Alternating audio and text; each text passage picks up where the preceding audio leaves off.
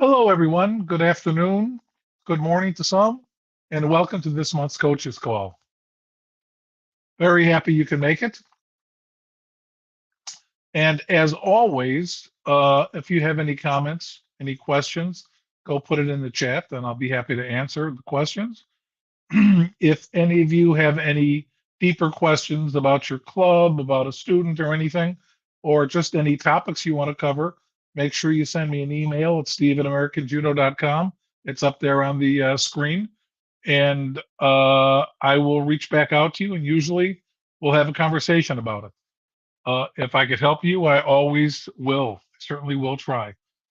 We have a lot of different possibilities at your fingertips at American Judo, and also, my experience. So, again, Happy New Year. I hope you all had a very good holiday. I really do. And it's time again for another year of judo. Now, when I ran a club, the year of judo usually started and during a tournament season. But the reality is, for the people, certainly the ones that have for-profit clubs, judo starts at January 1st, and you're signing up your people. Some of them pay for the year, some of them pay by quarter, some of them pay by the month. I do recommend minimum by the quarter, but that's something we could talk about if you have any questions. But either way, it's a good time to start off the new year. Uh, you should have a plan for the year. It's my hope that you would have written a year-end letter with the successes of last year and with the plans for future successes in the year to come. So that's always a good thing to do. And I always did it, and any of the clubs, and I do with several clubs that I advise, I have them send out a letter too at the end of the year. It's a good practice to get to. It talks to your clientele, which is really your parents, and it recognizes the successes of the year, whatever they may be, and also the plans for next year. It's a good idea. Some of the clubs that I work with ask me to write a part in there, and I'm always happy to do it. And also, I'm asked to review the letter and add my 2 cents. And at my age, I have probably only 2 cents left, but I could add that. But it's a good idea to do. So I wanted to start since it's a new year, and I work with a lot of uh, new clubs, beginning clubs, clubs that are focused on grassroots beginning judo. I do a lot of that work, so I wanted to take some time to talk about that a little bit. I spend more of my time today, even though I have elite athletes that I personally coach, and I spend a lot of time with them, but I certainly spend a lot of time with basic beginning fundamental judo. I believe that's critical. I believe that's something that we're vastly missing in the United States. And I think that if our organization or any judo organization had the sense to understand that if you're going to support your organization, you should support it at the grassroots level with the new teachers. You should be looking to open up, if not 150 clubs a year. And how do those clubs get going? How do they start? What do they do? That's where the support should go. As much as the people at the higher levels think all money should go to the athletes, the truth is we need to support our beginning clubs. It doesn't have to be a lot of money. Maybe it's a crash pad. Maybe it's saying that if you start a club in the first 6 months, first 3 months, we're gonna furnish you with a crash pad or a portion of that expense.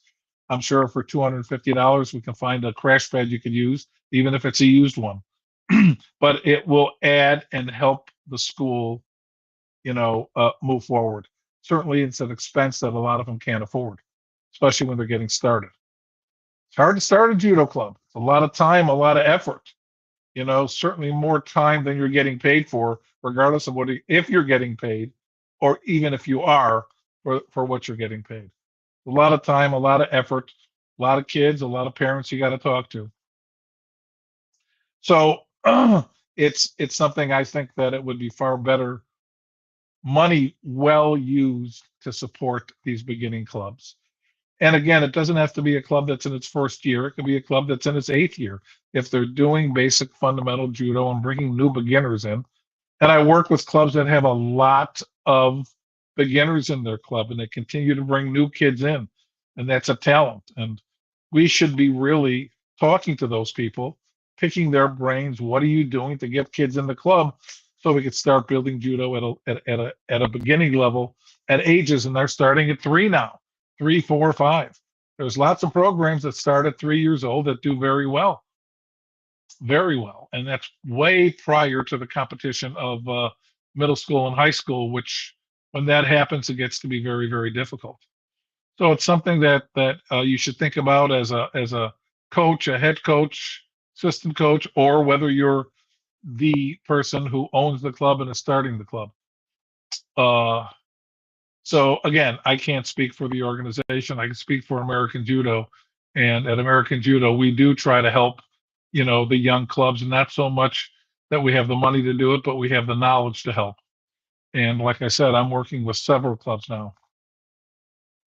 So let's get into that a little bit and talk about clubs. When I started judo at a very young age, I was in a Buddhist temple.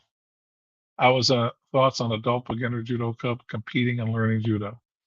All right, let me get to that, but let me finish my topic here, and I'll get to that.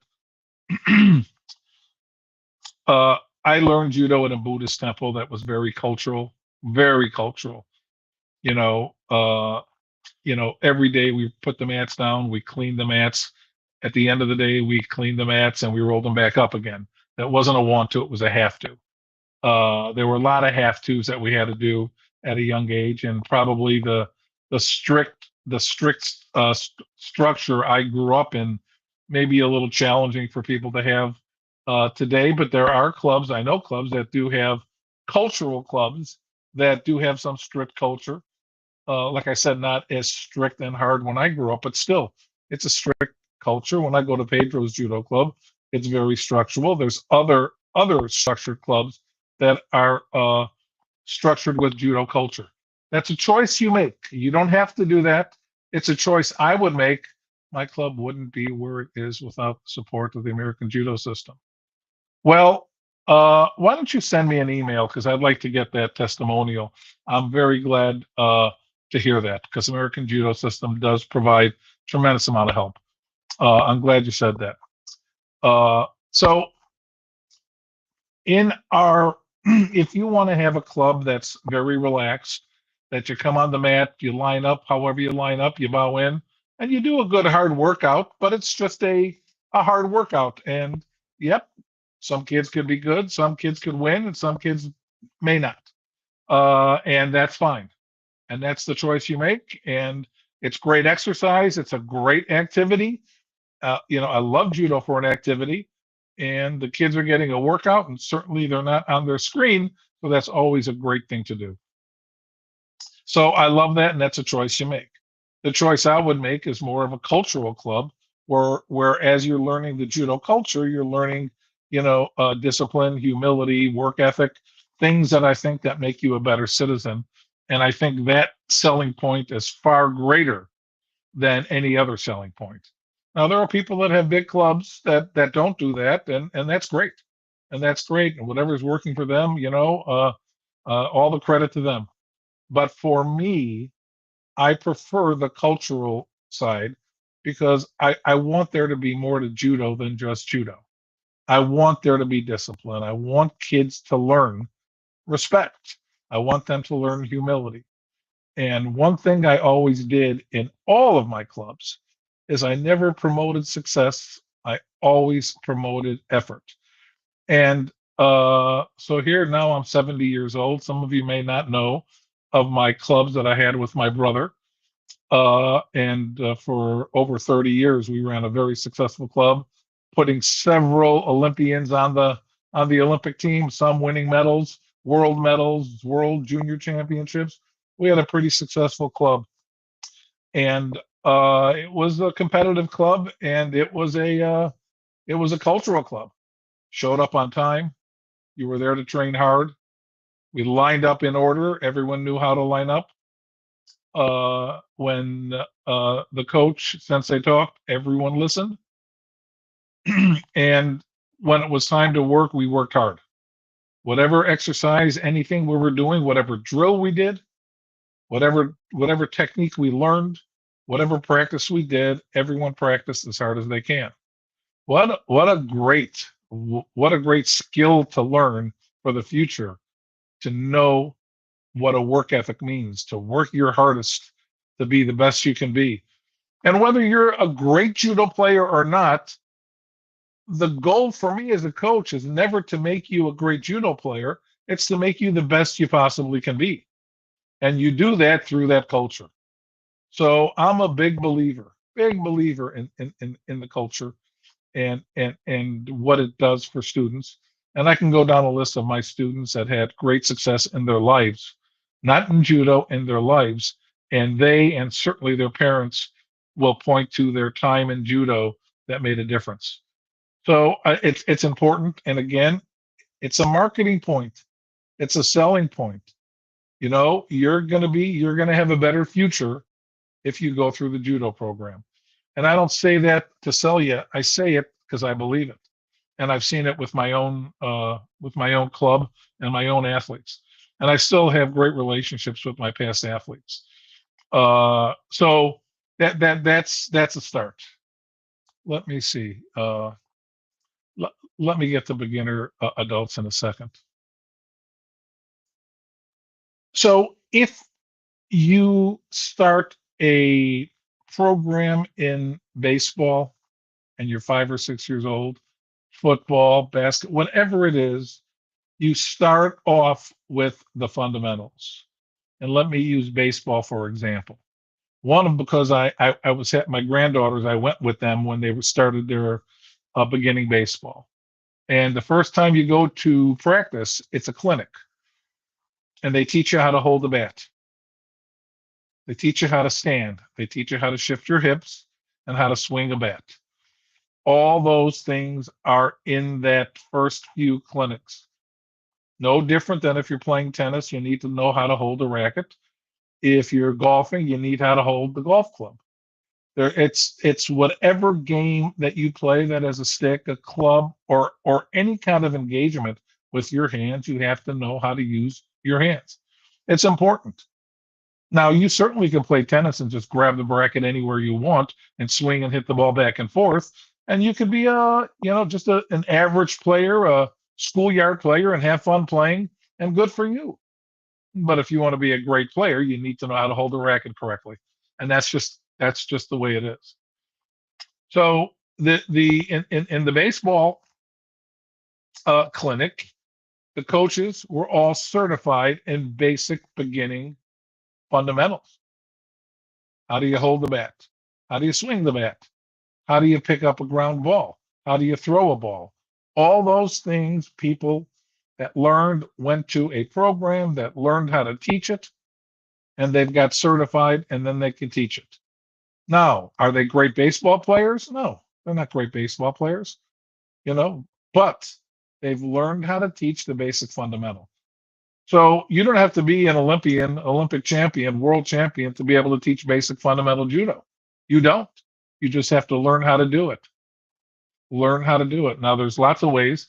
We certainly have a coach's course that teaches that, and it's important to start off with the basic fundamentals. So to go one step further, I have some elite athletes right now that are vying for the Olympics.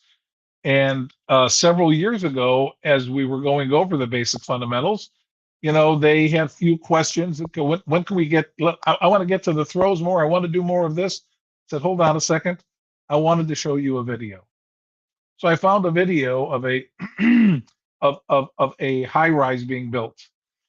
And the first 6 months of building of the high rise, you saw in the video there were 20 trucks and all different types of trucks and people working, and they were digging these huge, huge holes in the ground and putting up the foundation and everything. And after 6 months, the video showed all the trucks were gone, everything was gone, and there was a flat ground, and they saw nothing there. And what they couldn't understand, which they do now, is a foundation was built. You can't see it, but it was built. And now you can build whatever type of building you want. So that's the whole mentality, is we must build the foundation. So what is your student going to be good at? Uchimata, Osotogari, Sayanagi? Who knows? We teach them all, but from the idea, from the sense that they've learned that foundation. Posture, how do you grip? How do you stand? How do you keep your back straight when you bend your knees? How do you enter? All those basic fundamentals need to be learned prior to really building your judo. So, I mean, can it be done without? I don't know. I've never done it without. But if you want to be able to do good judo, you need good fundamentals and you need that foundation. And what's going to happen then, and we'll see in the videos that there's no five different people do Uchimata great. They throw with the same throw. The throws don't enter necessarily the same. It's not completely the same. But if you break it down like I do, you'll see the basic fundamentals to Uchimata. Same thing with Sayanagi, same thing with Osoto. And all different types of the techniques, the fundamentals are the same. So that's why it's so critical and important. So I'm going to show you some videos of some kids and some exercises that I do and what I do before I start getting into some competitive videos. So hopefully you'll enjoy this. If you don't, let me know. But I think on a coach's call, it's important. So before I start, I've got a question here. Thoughts on, let's see, can I pull this up? I could show this. Okay. Thoughts on adult beginner judoka competing and learning judo. Okay, so we're talking about two different things here. So usually, and what what I call an adult is probably 30 and above. And if you're thinking about 20, it's a little different. But we're talking about a mature, grown man or woman. Most of the time, when adults start judo, they're really stiff, and they stay stiff. They stay stiff. Thank you. So what what I try to do with beginners is I go very slow. I'm very careful starting randori. So you need to understand that in judo, there's going to be a time that I am going to be on one foot, balancing my body weight and your body weight and throwing you. And you're going to have to take a good fall, and I'm going to have to do a good throw, because if I don't and you fall wrong, you're going to get hurt and you're not going to come back. So I go very, very slow with adults. Now, again, if we're talking 20 years old and you have a good athlete, that's different. But if we're talking 40 and above, you go slow. Don't jump into competition.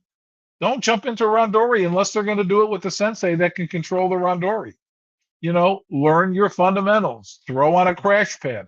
Do movement. Do a lot of movement without throwing.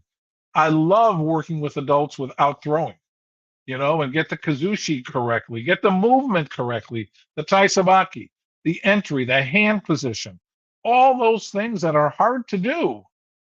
They could learn that, okay? And then if they want to go into a master's division at their age, after a year or 2 years, and you can see that they're ready to compete, that's fine.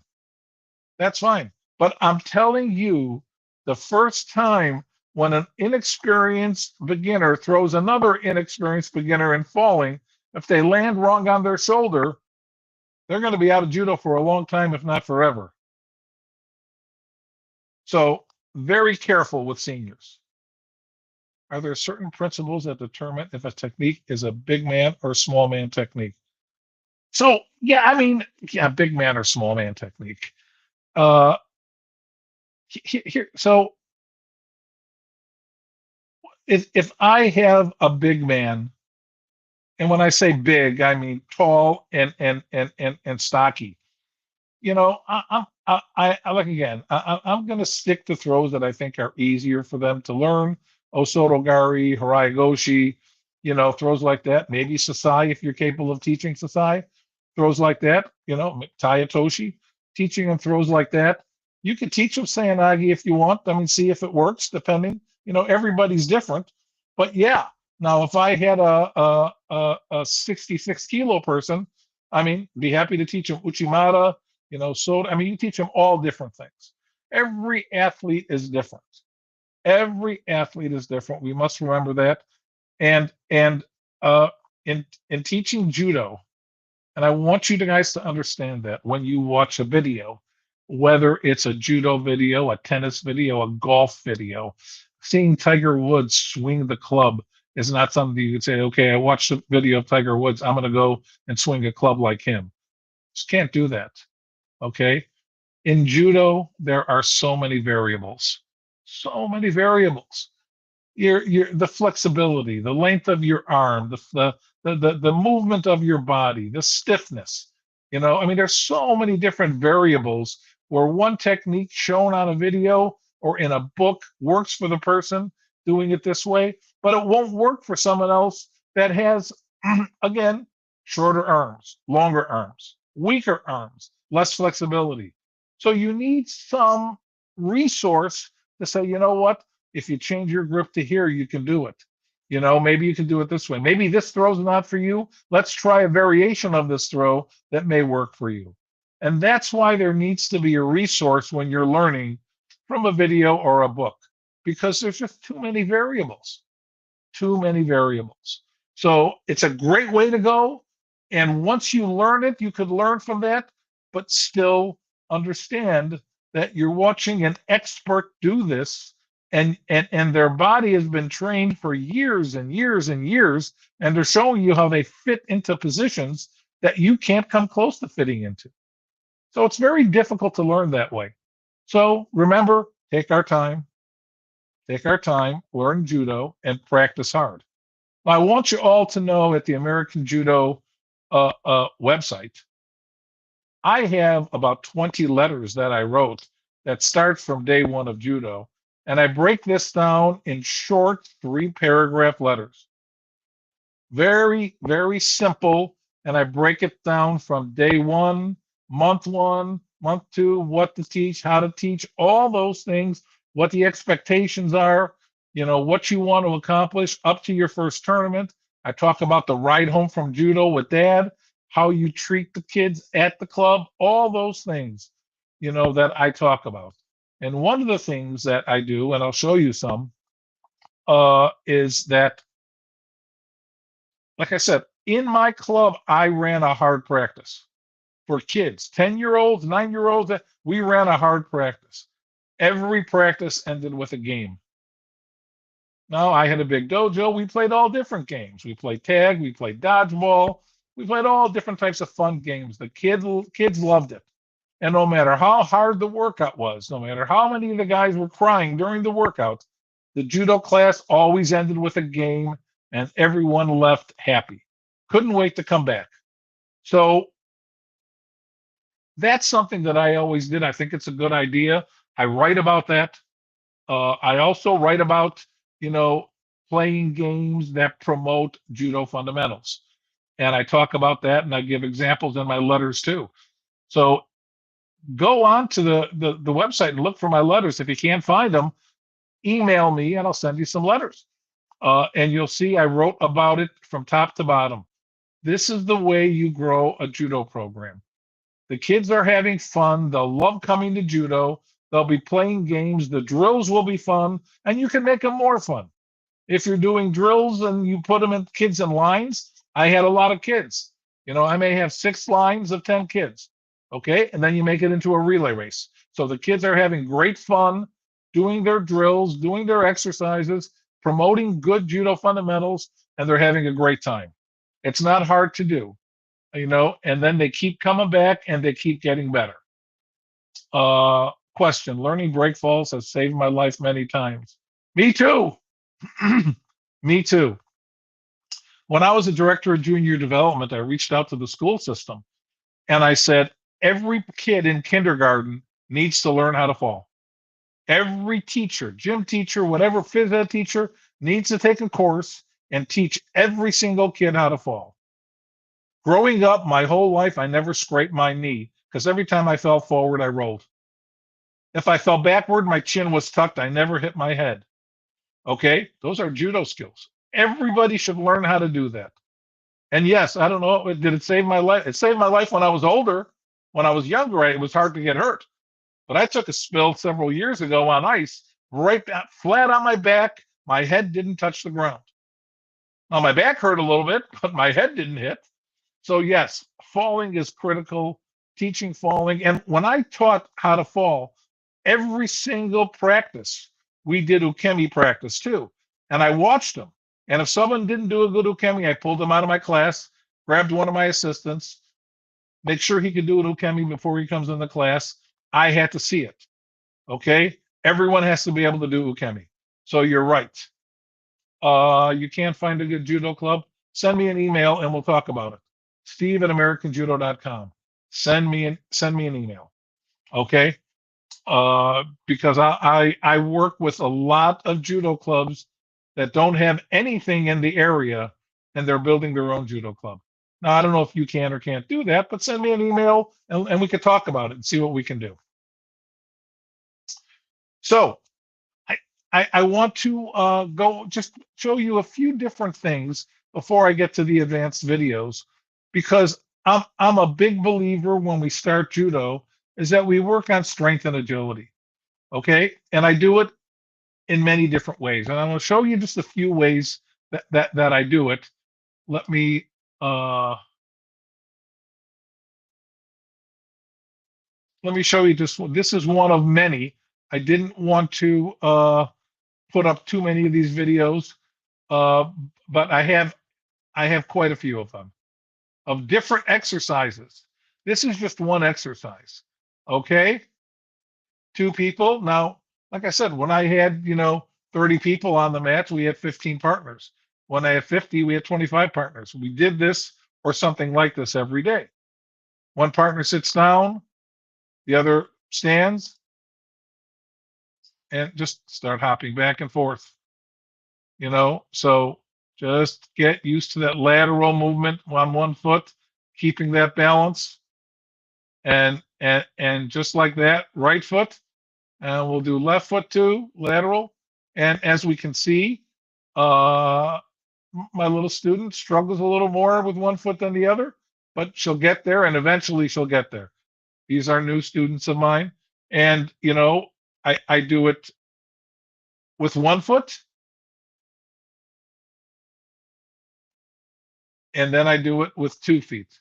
So we have both girls doing it. So this other girl, Diana, is a little older, and she's a little more coordinated, and she still, struggles to go back and forth laterally. And in judo, we have to hop laterally. So we learn this at a early age, and we do both sides.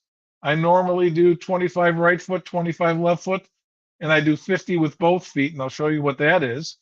But I do 3 sets of those, and I do some sort of hopping on one leg with every single class. So I will do a hopping. I have the girls take their belts off, and I have them jump rope with their belts on one leg. Again, 25 times on one leg, 25 times on the other, and 50 with both legs. And they love doing it. They ask me, they beg me to do that drill. Now this is getting judo fundamentals. Now here we have just hopping with both feet laterally. And every practice I do a different exercise. You see how it's a little harder for her now, and she will eventually be going back and forth without a problem. And we'll develop it staying lateral. As you see, it's hard to stay lateral. I want her to be lateral. In judo, we have to be able to move laterally. Now, we also move forward and backward on other drills, but here is just a simple hopping drill. We do it, you know, again, part of our drilling exercises.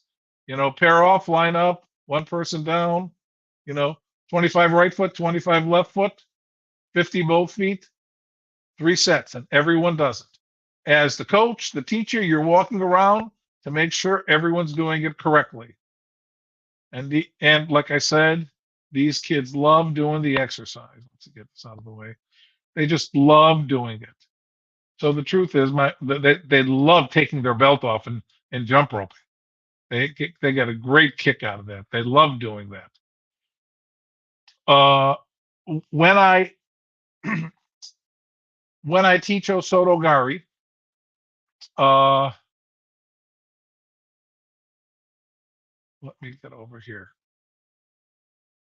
Okay, so when I teach Osotogari, and I can get into how I teach it at some point, but one of the things about teaching Osotogari is when we finish the throw, we have to finish with our head down and leg up. It's a hard thing to do to manage your weight. And this is just a drill that I do. You don't need to use a ladder, but I do uh, most of the time. And it's just real simple. Just 3 hops, head down, leg up. Get used to managing your balance, putting your head down and leg up. And I do this drill in my workout. Maybe not every day, but I'm doing it every week for sure. And just getting used to managing your balance. And judo is all about balance. Where do we learn our balance? This is where we learn it. We learn it as a kid, as we learning the basic fundamentals of judo. So I mean, it's real simple. The kids love doing it, and it's just a drill that the kids love, and it promotes basic fundamentals, and that's the goal. Let me go one more. I was going to show one more video real quick before I get to the competitive videos. And this is I made this for a club that I'm working with because of the importance of understanding how we start judo. Okay, so here we are. I'm going to move here. So when we grab, oh, it's hard for me to video. Okay, so when we grab a gi with a tight fist and a loose wrist, pinky on the clavicle. This is our grip. Okay, you put as much slack in the gi as you need, but we need to almost a single leg deadlift. Yeah, you got to get strong on one leg in judo, without a doubt. So here is our grip. We want to be able to have a loose wrist because we need to maneuver our arm, but we need to hang on to the gi. Okay? And then we come to the sleeve. We grab the seam. And if I'm talking to anyone that doesn't know there's a seam on the sleeve, it's okay. Most of the people I talk to don't know that. So we grab the seam, palm down. So now we have a grip. We've got a good grip on the sleeve, good grip on the lapel, and we have posture. Posture, posture, posture, always.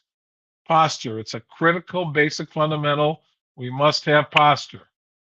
So that's simple. Just learn how to grab a gi. Now, in my letters, I constantly talk about managing expectation. In doing judo, we're asking people to fit their bodies into difficult situations, some that they've never felt before, and it's going to take time for them to fit. Do not worry about that. Don't concern yourself. Again, what I want is to develop a work ethic. I want the kids trying. They will get it eventually. Now, 5 kids are going to get it at 5 different times. That's okay. That's quite all right. Don't worry about that. Just continue to practice it, and they're going to get better. Okay, someone could be at a level 3 and someone at a level 1. You're practicing the same thing. It's okay. It's okay. At some point, they're going to get it. Okay, so I talk about that in my letters too. So I'm just telling you, we manage our expectations, teach. If someone can't find it yet, we don't have to go over it 30 times. Give them a chance, make sure they keep trying, and eventually their body will fit to judo. Everyone does it at a different time. Don't worry so much about someone getting it and someone not getting it. Now, as we move forward and we're teaching techniques, it may be that one throw isn't the right throw for someone else, and then you make a decision to say, okay, we're going to work on something else, and maybe next year we'll come back to a different that old throw and see if we can get it. And that's a judgment you make as you're teaching. So I think I covered all the questions. Uh, so I'm going to go to a recent Grand Slam that had some pretty cool techniques and some of my favorite players. Let me see where okay, we're going to start with this one just because for those of you again that know me, I love ashi, whether it's the ashi or kuriashi, any kind of ashi. I love it. I love people using their feet.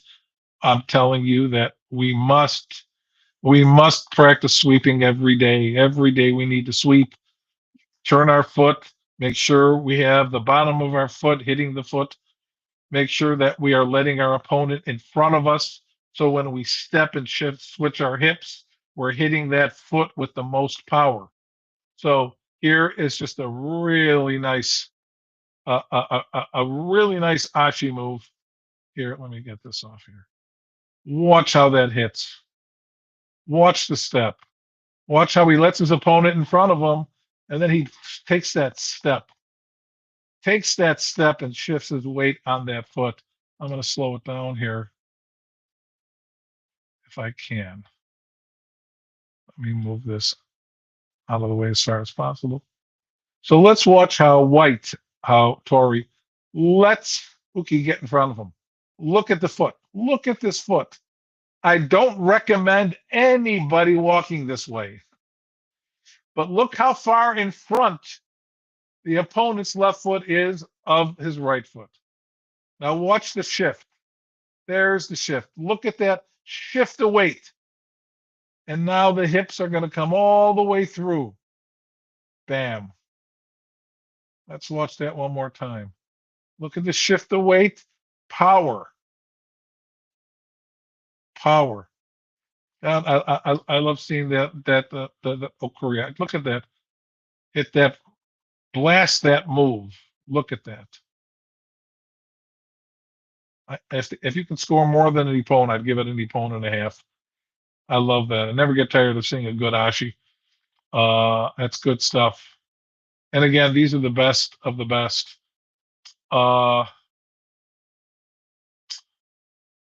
Let me see what else I wanted to show you. I'm going to show you two videos of one of my favorite players today. I think his first name is Eric. His last name is Stump. He's just a phenomenal player, phenomenal judo player.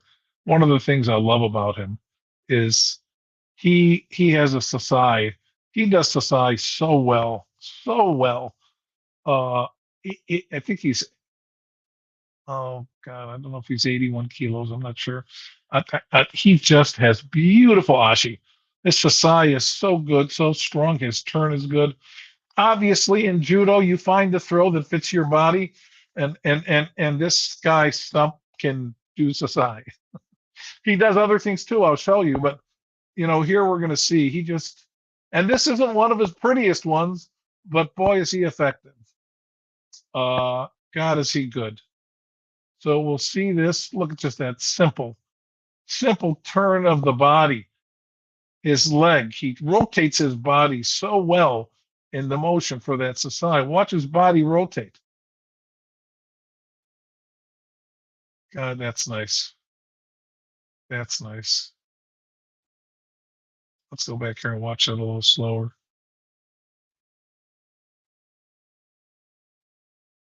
So look how fast he gets his grip. Now watch him turn.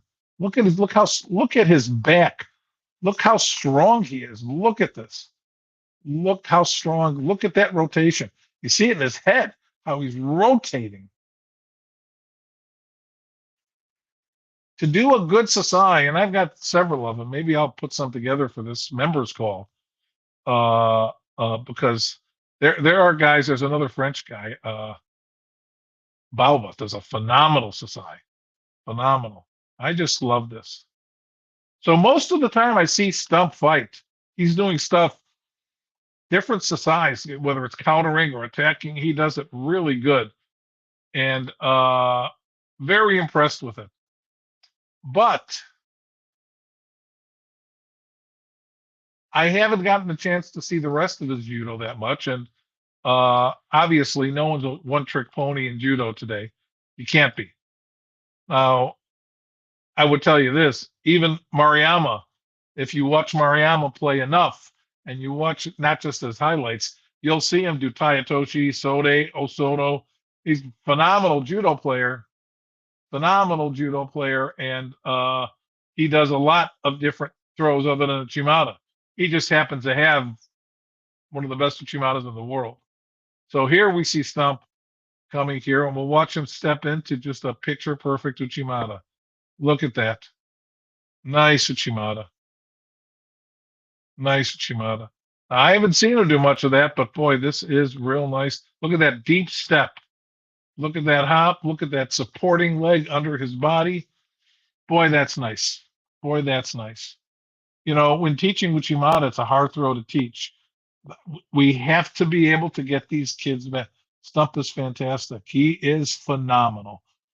And even more than that, he's just fun to watch. Love watching him. Just phenomenal. Yep. Uh, yeah, he's just great. And I haven't seen him do much Uchimata, and that may be my fault, but because maybe he does, but he certainly can do it without a doubt. Uh, what else I wanted to show you? Interesting here because I am I love Osoto. I really do. I loved it as a technique myself. People that do Osoto can do it in many different ways. Many different ways. Let's get this out of the way here. Many different ways. And doing Osoto right on right is a challenge, but you have to do it correctly. And here's just this is a left on left Osoto, but it's done correctly, and it's very nice. Very nice. Just nice. Now, there wasn't a strong left stance, so it's actually she's kind of turned a little right now. She's both ways, but watch how she gets that. And I want to go over a few things. So this was a bronze medal match in the Grand Slam, which means that these girls were pretty good. So what I want to watch two things here. Let's watch her capture the leg. Watch her lift the knee up and capture the leg. She's not reaping the leg, she's capturing it. Toe pointed down. Look at the control of the head here. Watch as we go forward. Look at that control of the head. She's hopping into position, and now she's going to reap. So what she's going to do, because of the position, is just switch the direction a little into a harai and finish that throw as a harai. Beautiful, beautiful, beautiful. So I call that Osoto Harai. We do that by just adjusting to the direction of our opponent, how they respond to the Osoto. If they turn out, then you could hit that Harai. Very nice. Very nice. We'll see it again. Is that Osoto? Turn it forward. Nice. Good stuff. I like seeing that. I like Osoto. So I know I talked a lot. We're going to run low on time. I did want to show you I wanted to show you this one too because I really like this. I love Juji Gatami. It wasn't one of my best moves, but I coached Jimmy Pedro, and I trust me, I saw more Juji than most people ever get a chance to. Jimmy was the best at it, still is, but I just love watching Juji Gatami. And here's a great example. From Tomonagi. Really a nice move here. Watch how fast he comes over and rolls. Look at that. What a beautiful move. Beautiful move. Look how tight he is. Look at that tightness on the Juji. When he brings his leg over, it's just so tight. Look how tight it is. Look how tight this is. Let me see if I can backpedal here where I want to be here. Watch out. Look how tight. Look how tight this is. There's no out here. You're not getting out of this. He's so tight. And he just comes out the backside and pulls that arm, and it's over. Nice, Juji Katami. Nice, Juji Katami. Really, really, really liked it. Nice move. All right, I got one more for you. I've got one more for you. And happen to, I have a little preference to heavyweights. Maybe you could see why. I was a heavyweight fighter. I also fought middleweight for a long period of time. Any of you guys that are old enough to remember, I did fight middleweight, but heavyweight too. And some of the Japanese heavyweights, are extremely agile. And watching them do Uchimata is always impressive to me, especially against some big girls. And here we have a gold medal, 78 kilo in a Grand Slam. Look at this Uchimata. Nice, nice. So again, I tell people in judo, you have to be able to manage your weight and your opponent's weight on one foot. That foot position, the balance, the strength is important. It's important. Look how straight this is. Nice turn. That's a nice Uchimata for a big girl, for any girl, but nice Uchimata. I like that. Look at the extension, the hip extension.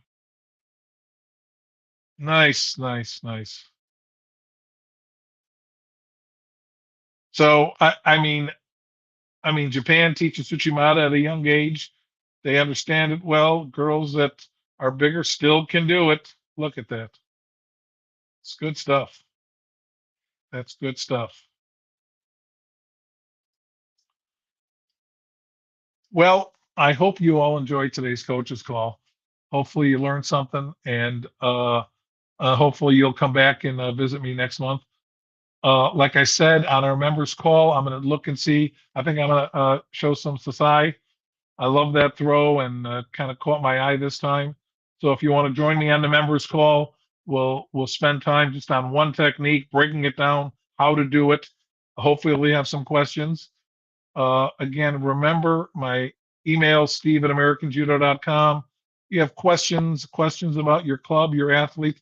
I'm happy to help you out. I'll talk to you. If you need more help, we can find more help through American Judo or myself. But feel free to reach out.